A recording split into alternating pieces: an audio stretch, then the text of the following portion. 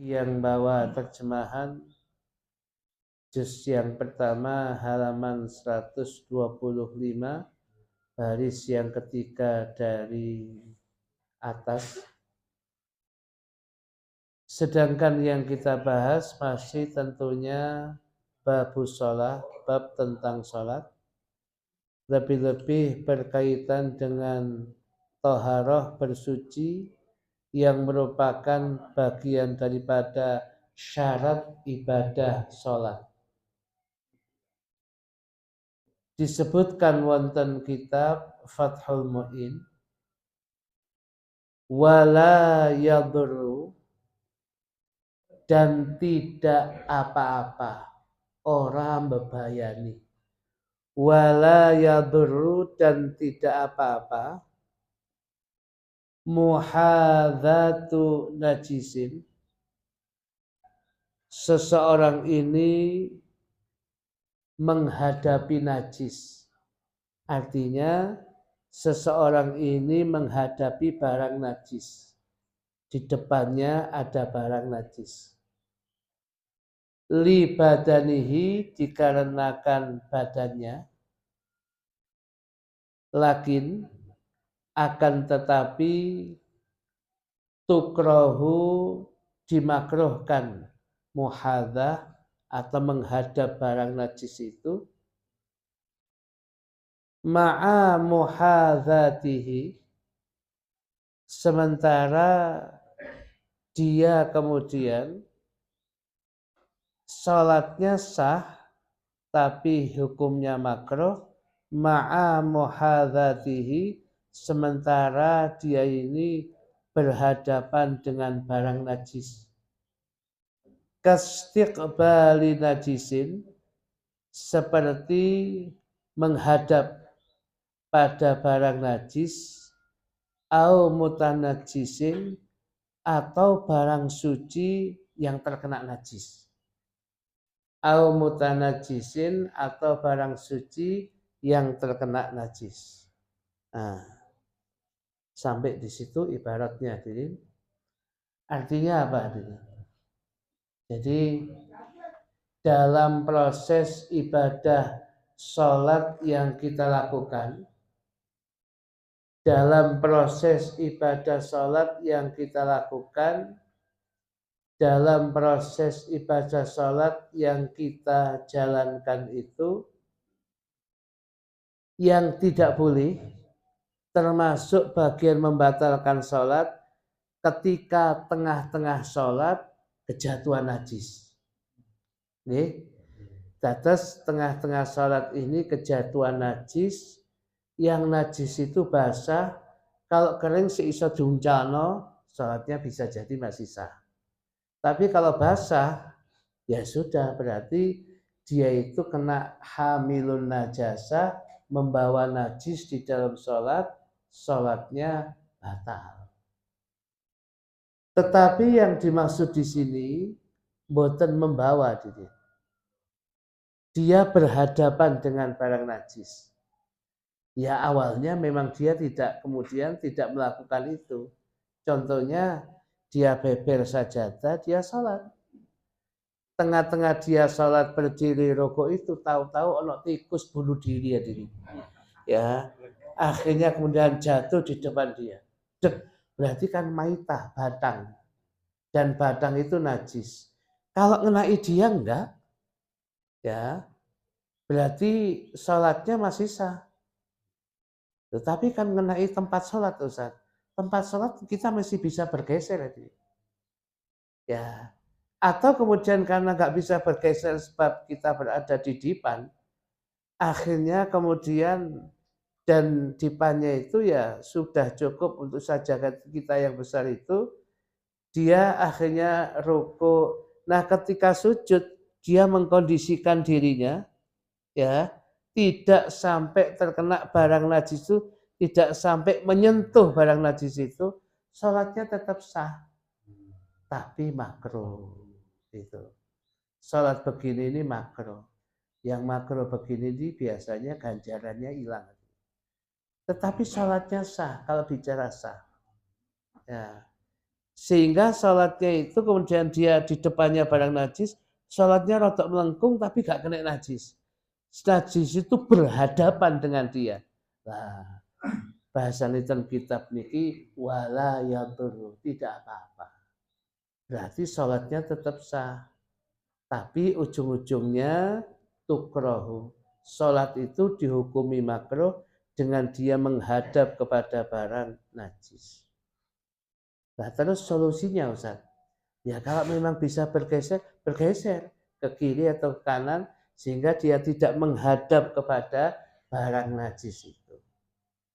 Ya. Dan jangan kita pahami, loh itu terkena tempat sholat kita Ustaz, yaitu terkena sajadah kita. Sajadah kita. Nah, sajadah kita itu tidak serta-merta dikatakan tempat sholat. Ketika kita berdiri,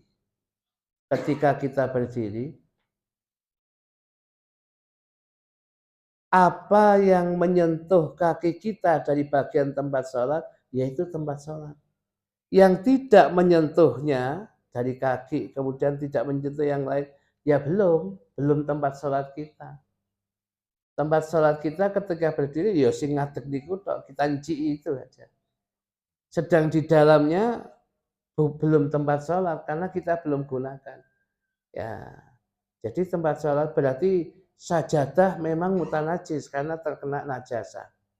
Tapi tempat sholat itu masih kaki kita saja sebab kita berdiri pada kaki kita. Paham ya ini? Oh kalau jawaban. Hadirin hadirat sekalian yang dimuliakan oleh Allah Subhanahu wa taala, ya. Atau di depan kita ada barang najis, kita menghadap kepada barang najis, ya. Kastiqbali najisin au mutanajisin, ya. Menghadap pada barang najis atau barang mutanajis, ngeten iki hukum nggih makruh. Salat sah. Ya, jadi kalau panjenengan sholat, ya dimanapun saja, baik di masjid, di musola, pastikan di depan Anda nggak ada barang najis. Ya. Atau kemudian dia pas ya kayak sujud tok, sedangkan setelah itu God tadi. Ya. Nah kalau seperti itu ya berarti dia juga menghadap kepada barang najis. Tidak lepas unsur kemakruhannya. Makruh itu tidak saja menghadap, tapi bisa jadi istiqbal, menghadap. Sebab kalau dia lihat barang najis, kemudian dia merasakan sesuatu yang tidak enak, itu sudah menghilangkan kekhusyuan sholatnya. Situ letak makruhnya. Ya. Itu satu ibarat selesai. Ibarat berikutnya dalam kitab Fathul Mu'in, wasaqfu, sedangkan atap payon, sedangkan atap yang menaungi kita di atas, kadzalika seperti itu, in qaruba, apabila dia dekat, in qaruba, apabila dekat as-saqf, ya, apabila dekat payonnya itu, tempat berteduhnya itu, minhu dari orang itu, bihaitsu dengan sekira, yu'addu, dia ini dianggap muhadhiyan, menghadap, lahu kepadanya, urfan, secara kebiasaan, ya, urfan secara kebiasaan, sampai situ aja. Maksudnya apa? Jadi bagian daripada apa itu yang makruh lagi, atapnya itu barangnya mutanajis, ada mutanajisnya. Wa qaruba, dan kemudian dekat. Ya, apakah di situ najisnya di atasnya itu ada di atasnya itu sehingga kalau ditarik ke bawah ya menghadap kepada dia, lah itu hukumnya makruh. Kalau sahnya sah, wong tidak bersentuhan, hakikatnya dia tidak bersentuhan dengan barang najis. Tapi menghadap kepada barang najis, itu muskilah, bermasalah. Nah, ini yang perlu kemudian kita perhatikan. Pun nggih hadirin, paham nggih? Nah, niki. Sekarang ibarat berikutnya, pelan-pelan. Ibarat berikutnya, wala yajibu, dan tidaklah wajib, fa'ilnya yajibu, ijtinabun najisi, menjauhi najis, ijtinabun najisi, menjauhi najis, fi ghairi sholati, di waktu bukan sholat, di waktu ketika tidak sedang sholat. Wa mahalluhu, ya, ada yang ditulis wa mahallatun, wa mahalluhu. Wa mahalluhu, sedangkan posisi yang dikatakan tidak wajib niki di mana? Fi ghairit tadammuhi bihi, ketika seseorang itu tidak berlumuran dengan najis. Tadammuh niku berlumuran. Fi ghairi tadammuhi bihi, ketika seseorang itu tidak tadammuh, berlumuran dengan barang najis, fi badanin, baik pada badan seseorang, au thawbin, pada pakaian seseorang, kalau terjadi seperti ini, fahuwa haramun, maka hukumnya haram, bila hajatin, tanpa ada hajat keperluan. Artinya, ya, sampai situ ibaratnya. Di sini dikatakan begini aja. Jadi, wala yajibu ijtinabun najisi, tidak ada kewajiban kita ini menjauhi dari barang najis. Fi ghairi sholati, di luar sholat. Kalau di dalam sholat menjauhi najis harus, karena kalau terkena najis, wong itu merupakan syarat sahnya sholat, menghindar dari barang najis. Tetapi kalau di luar sholat tidak ada kewajiban panjenengan menghindar dari barang najis. Artinya, lek terkena najis, ya gak apa-apa, ndang dicuci itu aja. Segera dibersihkan, ya, jangan berlama-lama, ya, ndang disucikno, itu. Tetapi wa mahalluhu, sedangkan posisi yang tidak wajib itu ketika orang itu tidak mengalami tadammuh, kecipratan barang najis kabeh.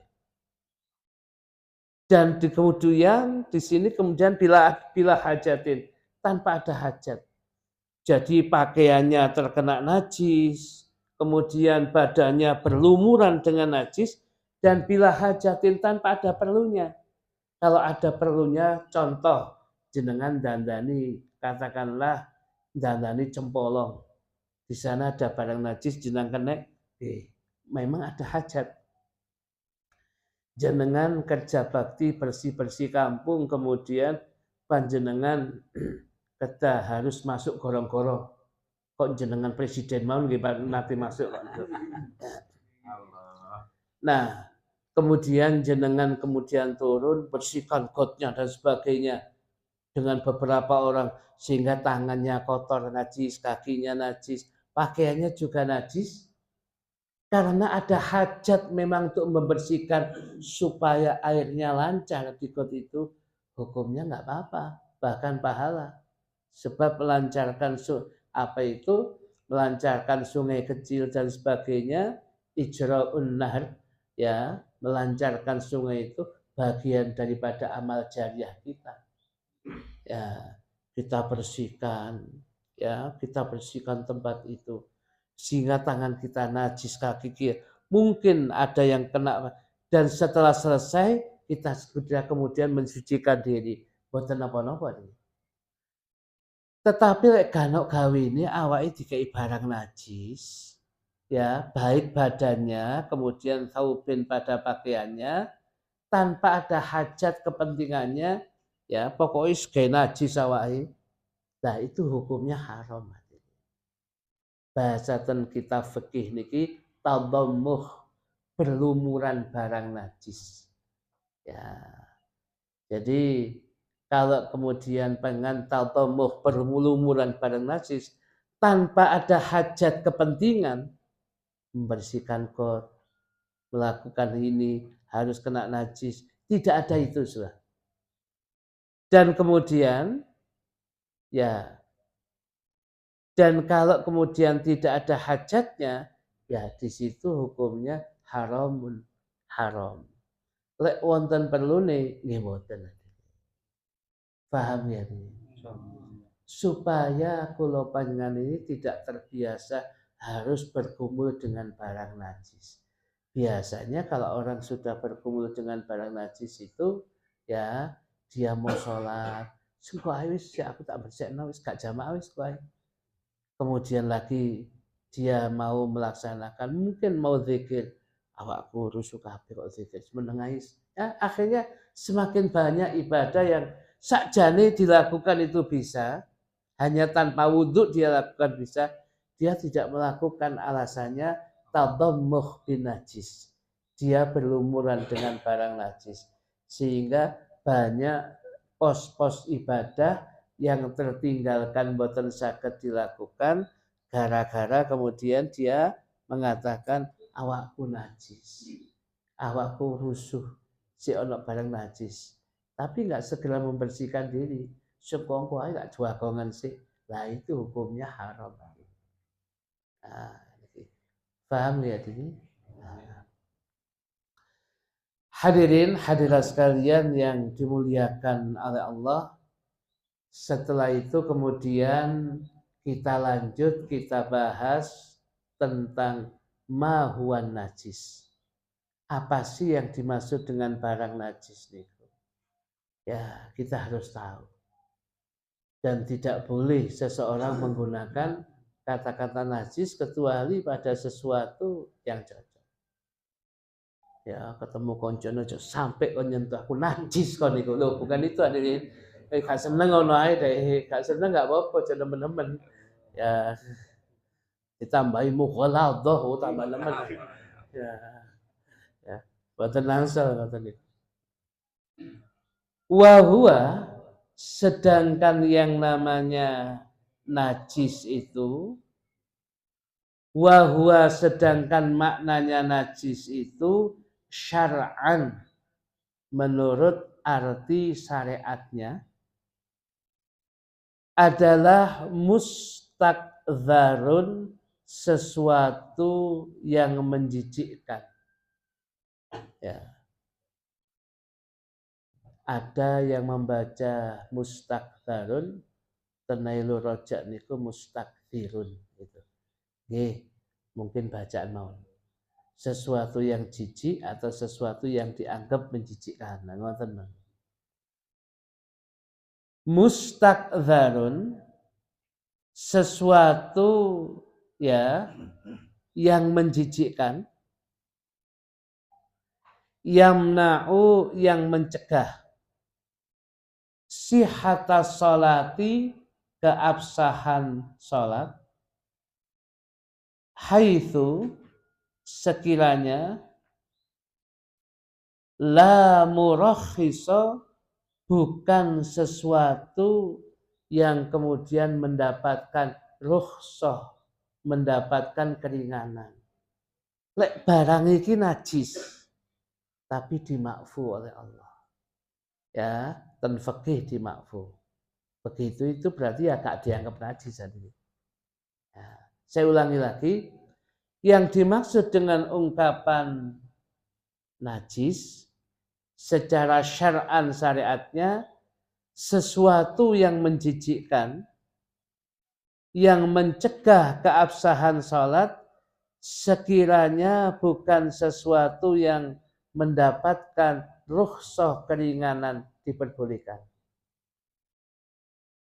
Contohnya, ya, ada seseorang sholat itu kemudian ngapunten kakinya terkena kencing, kecipratan kencing dan itu tahu banyak itu. Nih berarti itu nggak sah untuk sholat. Nah supaya sah, ya siram menghilangi barang najis itu. Ya. Berkaitan dengan mustakdzarun atau mustakdirun, sesuatu yang dianggap menjijikkan, di fikih itu masih dibagi menjadi dua. Ada sekedar menjijikkan tapi gak najis saja. Ada kemudian sesuatu yang menjijikkan, yang najis, fikihnya najis, yang mencegah keabsahan ibadah sholat, sekiranya dia tidak mendapatkan rukhsah keringanan. Nah, sesuatu yang menjijikkan dianggap suci. Ngapunten hadirin. Contohnya air ludah. Ya, kan kadang-kadang wonten ngomong niku saidune metu kabeh. Ya, jadi sing diajak omong ngeten hadirin sampai teles kabeh. Ya, ya. Jadi berarti wajahnya penuh najis. Mboten. Ya, tapi wajahnya penuh sesuatu yang menjijikkan. Ya, jadi lek najis mboten. Kemudian contohnya malih tadi ludah, wonten malih wal umbelu. Nah, jadi tengah-tengah sholat orang nggak kuat ngoten langsung kemudian dimasukkan sapu tangannya, kena sapu tangan langsung berarti dia bawa sapu tangan yang ada umbelnya, loh itu menjijikkan tapi suci ya Dede. Ya, tapi sekalipun suci nggak usah tawar-tawar no orang lama suci gitu ya tapi menjijikkan ya Dede. Ya niki. Kemudian lagi ngapunten sangat air mani itu suci ya Dede. Sekalipun syai'un mustakdzar, sesuatu yang menjijikkan. Ah, itu. Air maninya manusia contoh itu suci sekalipun menurut kita ya menjijikkan tapi suci ya contoh-contoh mawon.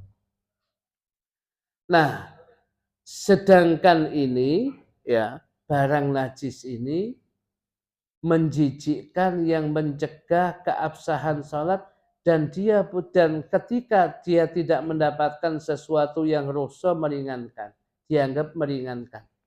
Contoh, ya, ketika dia istinja kakinya kecipratan kencingnya itu, mboten najis. Barang najis itu ketika sholat mboten sah. Tetapi kalau ada orang kecipratan air kencing la yutrikuhu tarfu, tidak bisa dilihat oleh mata telanjang saking cilike barang najis mboten napa-napa makfu. Termasuk yang makfu itu karena kecilnya kotoran yang ada di bawah kakinya laler. Mosok jenengan nanti ningali ya laler sandalan itu. Ya. Artinya laler itu kemungkinan nemplok kepada barang-barang najis sampah itu kemungkinan bawah itu setelah itu mengenai pakaian kita ketika sholat. Saking kecilnya mestinya najis kakinya itu. Tapi karena kecilnya la yutrikuhu taraf tidak bisa dilihat mata telanjang ngoten niku makfu dimaafkan. Lah kalau dimaafkan koyok-koyok enggak ono najis. Berarti sholatnya sah kalau itu digunakan sholat. Nah, niki ya. Hadirin hadirat sekalian yang dimuliakan oleh Allah, lebih jelasnya niki enake Fathul Muin tadi. Lebih jelasnya kemudian diberikan beberapa contoh yang biasa kita alami. Fahuwa sedangkan barang najis itu contoh nyatanya apa? Yang bisa jadi setiap saat, setiap hari, seringkali kita mengalami dengannya. Karausin seperti seperti kotoran. Baten usah diwaca Jawa ya kan kayak enak nih. Ya niki. Ya. Ya, lek tulisannya sih kayak ngoten iki. Anggota ya. Karauthin seperti kotoran. Kotoran apapun, pokoknya namanya raus kotoran, ya itu ya najis tadi. Ya, apapun bentuknya kotoran, ya itu najis. Baik manusia, hayawan apapun, itu najis tadi. Nanti masih belum jelas, boleh ditanya. Wabaulin, ya. Kemudian wabaulin, kencing apapun saja, ya najis tadi. Ya, kencing apapun saja, ya di sini dibuat nakiro apapun bentuknya najis. Ditambahi malih, walau sekalipun karena keberadaan rausin wa baulin, ya alif tasniahnya kembalinya dhamir kepada rausin wa baulin, karena sekalipun walau karena sekalipun keberadaan kotoran dan kencing itu minto irin dari burung. Kalau burung kan kemudian burung itu ya kalau hidup ya suci dan dia termasuk makulul laham yang bisa dimakan dagingnya. Ya. Tetapi kalau dia kemudian mengeluarkan rausin kotoran, mengeluarkan baulin kencing, apapun bentuk dari burungnya ini kalau mengeluarkan dua benda ini ya najis. Wasamakin, ya kotorannya ikan, kotorannya apa itu kencingnya ikan, andai kata ada, ya kemudian kotorannya ikan, ya itu najis tadi. Loh, kotoran tambah enak, sudah itu najis. Ya, soal kemudian gak bisa dihilangi karena kecilnya, contohnya katakanlah iwak teri, ya di situ iwak teri itu ya tentunya ada, bisa jadi ada najisnya. Tapi karena kesulitan akhirnya dibersihkan tok, kemudian mati sudah langsung jadi peyek teri. Ya, orang kemudian nggak pernah menghilangkan kotorannya, ya berarti makfu diri karena kecilnya. Tetapi kalau selama itu namanya rauthin wa baulin, apapun bentuknya, itu hukumnya najis. Ya. Kemudian lagi wajarotin dan kotorannya dan kencingnya wajarotin belalang hadirin. Yang kita katakan jarot belalang itu suci, boleh kita makan. Tetapi kotorannya tetap najis, kencingnya tetap najis. Lek barangnya jarotnya boleh kita makan suci. Ya. Nah terus ya konsekuensinya selama bisa dibuang kotorannya dibuang hadirin. Gak bisa usah satu paket dipangan kangelan ngilangi, ya berarti di situ makfu, wis gak mampu wis. Ya. Selama kemudian bisa dihilangi, dihilangi. Kemudian lagi wa mala nafsalahu sailatun, termasuk kotoran dan kencing dari hewan yang tidak mengalir, apa itu? Yang tidak mengalir darahnya. Kalau memang kesulitan menghilangkannya, ya sudah, hukumnya adalah makfu. Wonten kotorani cecek. Cecek kan ya termasuk kecil yang kemudian ya tidak mengalir darahnya. Kotorani cecek, ya najis tadi. Kencingnya cecek ya najis. Tapi ketika sudah umumul balwa, sulit dihindari Ustadz begini, ya situ jadinya makfu. Tapi semacam selama kita masih bisa menghindari, niku najis. Batas mboten wonten keat mboten najis mboten wonten. Ya. Au min makulin lahmuhu, atau seluruh daripada hewan yang bisa dimakan dagingnya, kotorannya itu najis, kotorannya najis, air kencingnya najis. Contohnya kambing. Kambing itu mengeluarkan kotoran, ya, bunder-bunder itu, ba'roh, ya, kita terjemahkan keciput, ya, ya, ya. Kemudian kotorannya ini terus siapa? Ya najis wong kotoran. Kencingnya ya najis. Ya, nanti panjenengan pas Idul Kurban kemudian ana sing diuyuhi kemudian sapi, ya najis tadi. Kotorannya sapi, teletong, ya najis tadi. Ya, niki supaya kita lebih hati-hati. Nah, alal asohi menurut pendapat yang paling sahih. Titik sampai sini. Nah, sebentar lagi kita beritahukan pendapat yang lain.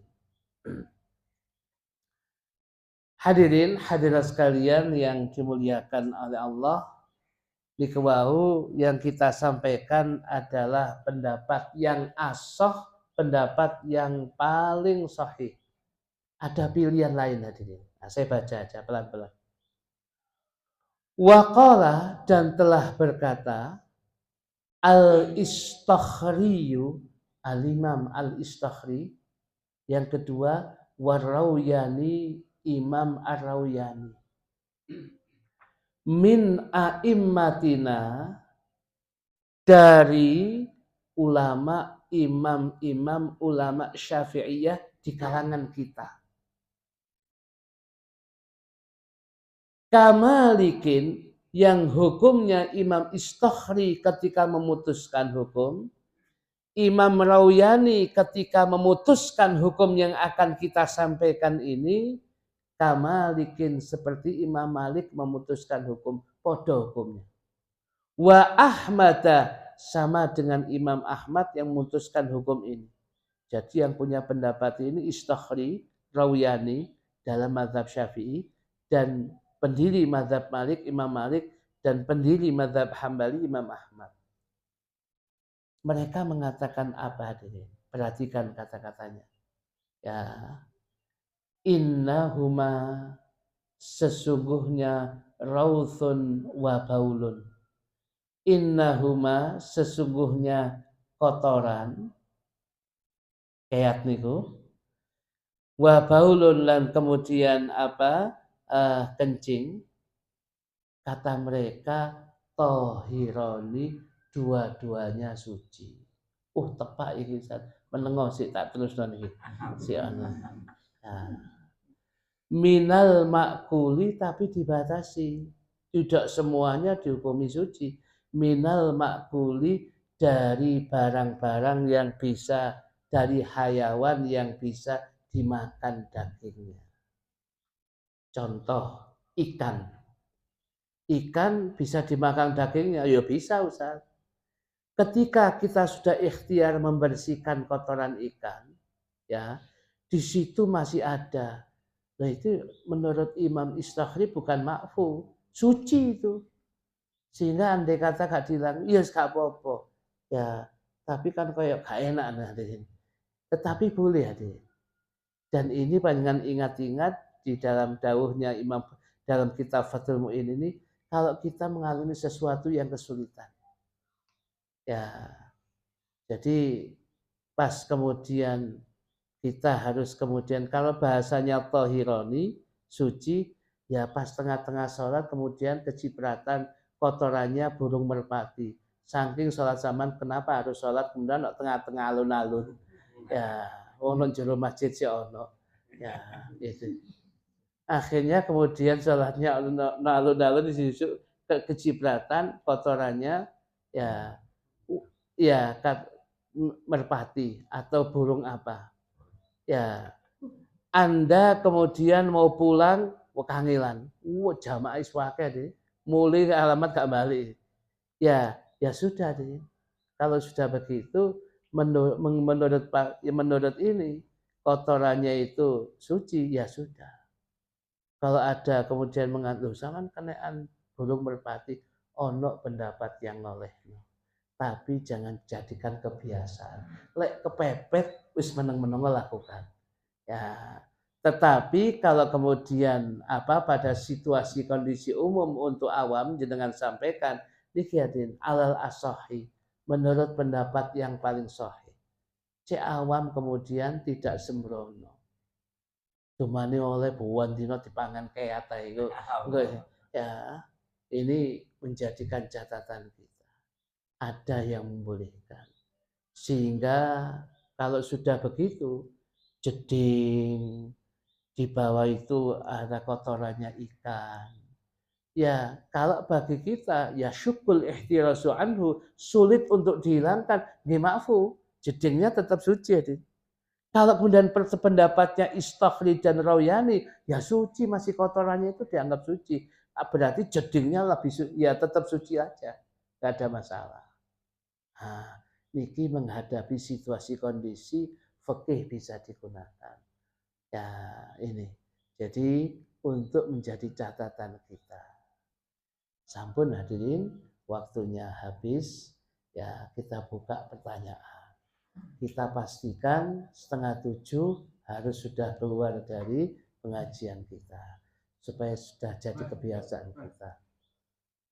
Monggo yang mau bertanya, bapak-bapak dulu, nanti ibu-ibu siap. Ya, Bu. Monggo bapak-bapak. Assalamualaikum warahmatullahi wabarakatuh. Waalaikumsalam warahmatullahi wabarakatuh.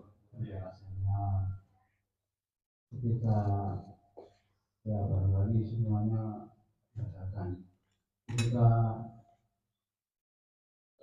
di perjalanan naik motor tiba-tiba kurusnya lebat dan kecepatan air hujan kan itu hukumnya bagaimana?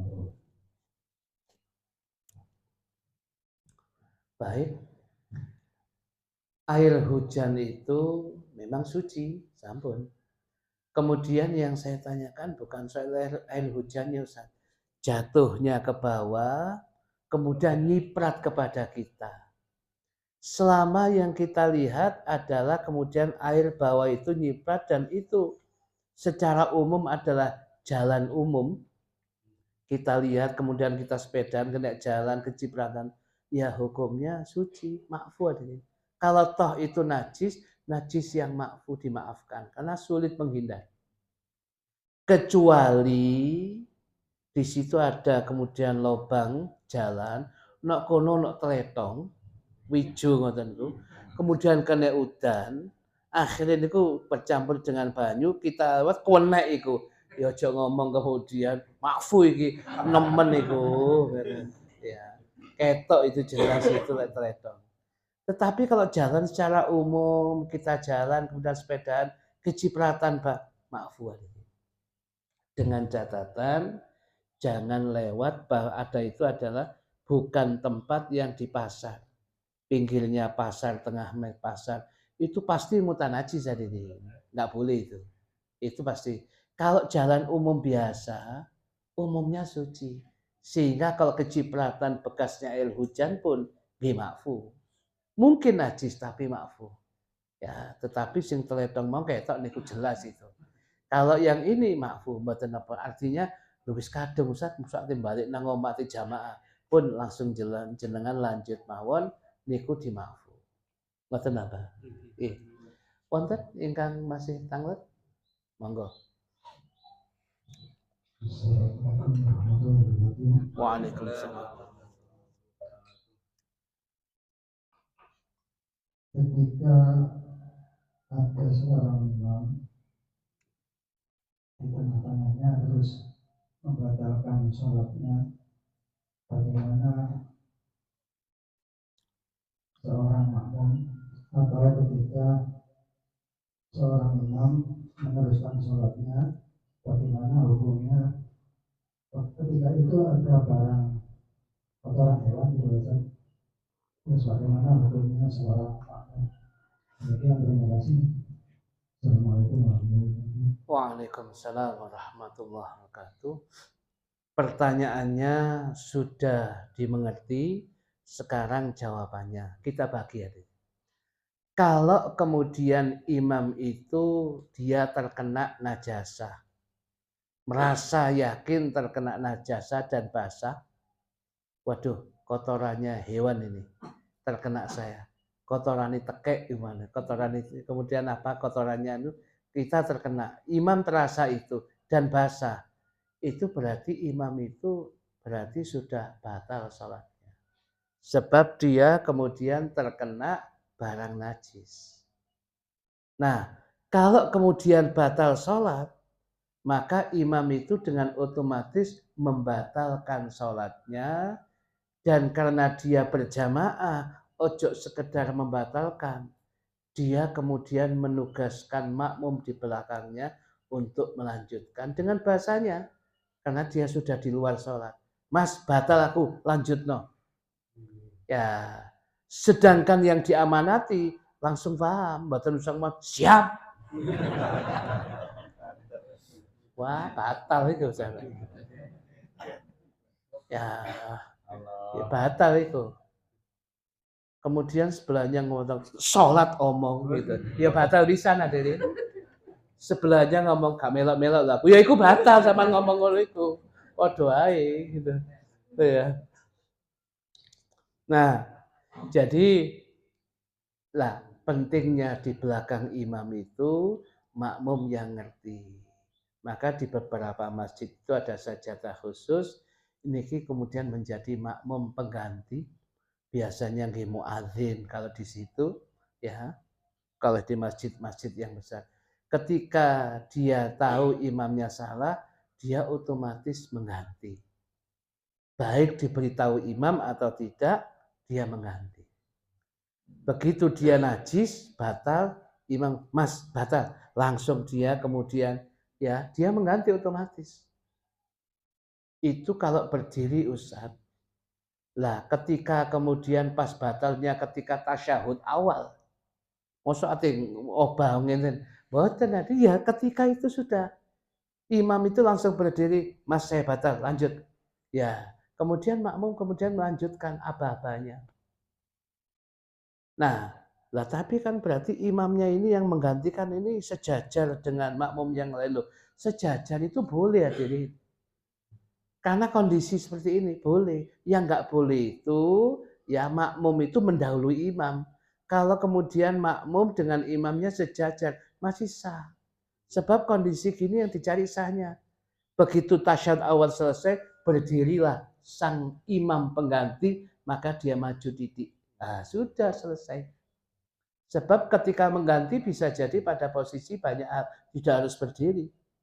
Nah, itu. Nah, kemudian setelah itu kemudian makmum melakukan itu. Nah, kalau kemudian apa itu imamnya kejatuhan sesuatu merasa najis, kemudian dia tidak membatalkan sholatnya, dia lanjut saja, ya dia lanjut saja, maka untuk makmum, bagi makmum yang tidak melihatnya, ya tetap sah makmum gak ero kok. Bukan urusan makmum, itu urusan imam. Bainal imam dengan Gusti Allah. Itu. Sudah tahu najis kok dia lanjut. Bagi makmum yang nggak tahu terus bermakmum dengan dia sah sampai selesai. Ya, dan dia tidak mengulangi sholatnya sudah selesai. Loh, ternyata imam, oh itu urusan imam. Ya, kalau imamnya takut kepada Allah, dia akan melakukan sesuatu yang menyelamatkan diri dan jamaah. Bagi jamaah, nggak harus kemudian dia ini meneliti sang imam. Lek ketok baru dia berbuat. Kalau enggak, jangan sampai mencari-cari. Ono imam kemudian masuk pengimaman, kemudian cekel. Dia wudu aman ngimami. Oh, maksudnya nggak usah ngoten tadi. Bisa saja dibanting sama. Ya. Kalau kemudian imam rapati masuk, ya sudah, kita nggak tahu. Kecuali dia bersama kita dari silaturahim, napun tadi juga salaman dengan yang punya rumah yang perempuan. Berarti dorong wudhu sampai. Lah itu kita ingat loh, sama nang ngambil mbaknya perempuan. Wih, lali. Lah itu diingatkan. Tetapi kalau kemudian dia tidak seperti itu, ya kita nggak tahu, ya kita anggap suci. Nggak ada tanda-tandanya sudah. Sedang bagi imam yang tahu imam itu kejatuhan najasa, yang najasa itu adalah katakanlah bisa menyebabkan batalnya sholat, katakanlah kotorannya hewan umpamanya. Makmum tahu, dan imam kok tidak kemudian tidak membatalkan dirinya. Bisa jadi tidak tahu, kemudian makmum kan nggak bisa beritahu ini. Maka bagi makmum yang begini mufarokoh, berpisah dengan imam. Sholat tapi gak delok imam karena dia sudah bisa. Ya, jangan kemudian makmumnya ikut batalkan diri, mboten. Mufarokoh, berpisah dengan imam supaya jamaahnya itu tetap dia mendapatkan fadilah jamaah sekalipun pada rakaat itu sudah bisa. Nah, sedangkan imam bagi makmum yang melihat itu dia nggak bisa mengingatkan, bisa jadi imam nggak sadar. Kalau gitu, kalau nggak sadar ya sudah. Ya. Kalau kemudian dia sadar, yang dia merasa yakin yang kemudian ngotori itu adalah burung, dan dia menggunakan pendapatnya Istokhri dan Rawyani, ya sudah, itu urusan imam. Ya, itu. Jadi ya seperti itu. Tetapi bagi makmum setelah sholat mengingatkan, ngapunten, ya di pundak jenengan ada najis ini. Astagfirullah, saya nggak tahu. Ya, saya sudah mengingatkan, saya sudah mufarokoh. Terus bagaimana? Jamaah imam yang berdiri, ngapunten hadirin, niki mutanajis, monggo sholat malih. Kebetulan ada makmum ketika pengumuman ini disampaikan dia sudah pulang dulu. Bagi makmum yang sudah pulang dulu nggak tahu ya sah, wong dia bukan keharusan. Ya sekarang yang ada aja yang begitu. Niki beberapa hal yang perlu diperhatikan. Ngoten Ustaz. Ya. Cukup? Ada yang bapak-bapak yang tanya? Sampun. Sekarang ibu-ibu, monggo ibu-ibu. Waalaikumsalam warahmatullahi wabarakatuh. Ustaz mau nanya hukumnya tinta cumi sama kepiting itu karena di Islam dan jangan melarang itu kepiting Waalaikumsalam warahmatullahi wabarakatuh. Kalau tinta cumi itu bukan barang najis, kan bukan kotoran, bukan rauf, bukan baul, bukan kotoran, bukan air kencing, itu tinta. Lah, soal nanti kemudian boleh dimakan karena bukan barang najis, ya bagi yang kemudian dimakan atau katut kepangan, ya nggak apa-apa. Ya, soal kemudian tinta ini berbahaya lah, itu mudorot, karena kemudian dilarang itu karena mudorot. Koco ya nggak apa-apa, koco suci, tapi sama nguntal koco, nah itu mudorotnya karena nguntalnya itu. Kalau cumi ya yang apa itu tintanya suci lah, tapi ini bahaya, lah itu lain di situ. Sehingga secara umum ya mboten napa-napa. Cumi ada tintanya mboten napa-napa. Saya niku econ. Tidak perlu dikirim ini. Ya, mboten. Ya. Dikirim ten Pak Fatur kan ya. Dan kemudian ini yang menjadi apa? Yang tadi ditanyakan kepiting. Nah, kalau kepiting singen guru kita Al-Maghfurlah Al-Ustadz Said Alwi bin Salim Al-Idrus. Dia ditanya oleh beberapa kiai tentang status hukumnya kepiting. Ustadz Alwi pedomannya pakai kitab Majmu' Syariat. Mbah Kiai apa itu kitab Majmu' Syariat bahasa Jawa itu ya, yang dari Semarang itu ya Kiai siapa? Yang Kiai Soleh Darat Semarang. Jadi pakai kitab Majmu' Syariat yang di situ hukumnya memang tidak boleh. Ya, dengan waktu itu lihat yang seperti itu. Kemudian Ustadz Wali pun kemudian menulis satu kitab. Judulnya Hukmus Saraton. Pakai bahasa Arab, 4 halaman itu dijelaskan tentang yang bagaimana kepiting yang boleh dan rajungan dan sebagainya di situ disebutkan. Kemudian ada penelitian lagi dari MUI. Ternyata tidak semua kepiting tidak boleh. Ada yang boleh, kados rajungan. Sedangkan yang ini tidak boleh. Inilah itu ada keputusan websitenya MUI bisa diunduh, dilihat itu. Artinya memang ada yang bisa masih diperbolehkan, ada yang tidak. Yang tidak boleh itu karena amfibinya itu 2 alam. Ya, 2 alam. Bagi kita gampangannya cuma begini hadisnya Nabi. Dak ma yaribuka ila ma yaribuk. Tinggalkan sesuatu yang